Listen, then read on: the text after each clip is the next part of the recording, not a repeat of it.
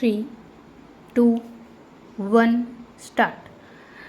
The unprecedented surprise attack by Hamas on Israel on Saturday, killing some 700 people, should serve as a reminder of the unsustainability of the situation in the occupied and blockaded Palestinian territories and the dangers that non state actors such as Hamas pose to Israel, no matter how strong their military and intelligence agencies are. Tensions have been flaring in the West Bank for months, but nobody expected such a coordinated, low tech yet lethal incursion from Gaza. The West Bank has seen violence on daily basis in recent months. Before Saturday's attack, some 200 Palestinians and 30 Israelis were killed this year alone.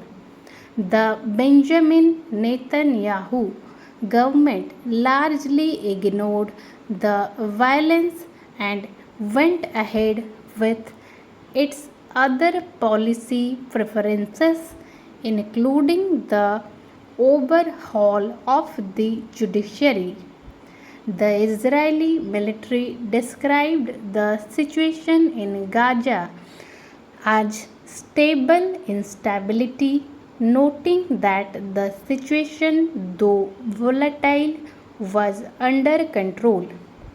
And then came the Hamas attack, reminiscent of the 1973 Yom Kippur War, when Egypt and Syria shook Israel.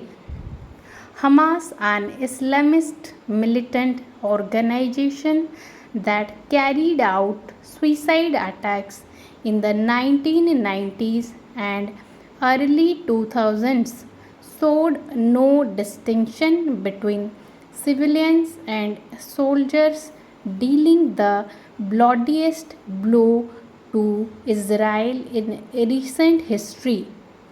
The attack raises moral and pragmatic questions.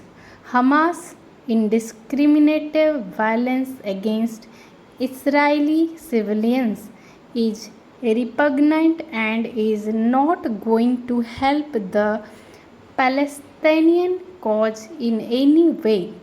On the contrary, it will put more Palestinian lives at risk, as Israel, equally disregarding civilian casualties, is pounding the besieged enclave.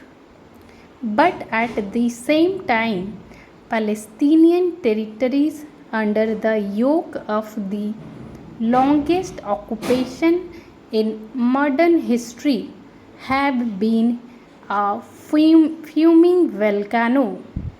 There is no peace process. Israel has continued to build settlements in the West Bank, raising security barriers and checkpoints limiting Palestinian movements, and never hesitating to use force or collective punishment to keep organized Palestinians under check. This status quo has only turned Palestinians more radical and Hamas even stronger. Israel has now declared war, but past attacks, ground invasions, and air strikes have done little to weaken Hamas. West Asia has also witnessed geopolitical realignments in recent years, from the Israel Arab reconciliation to the Iran Saudi detente. But these changes have conveniently sidestepped the occupation of Palestine, West Asia's original scene, letting the status quo prevail. But the status quo cannot prevail without consequences. If Israel and other regional and international players want lasting peace and stability in the region, their focus must turn to finding a solution to the question of Palestine. The military operations without addressing the core issue would only be cosmetic interventions. Stop.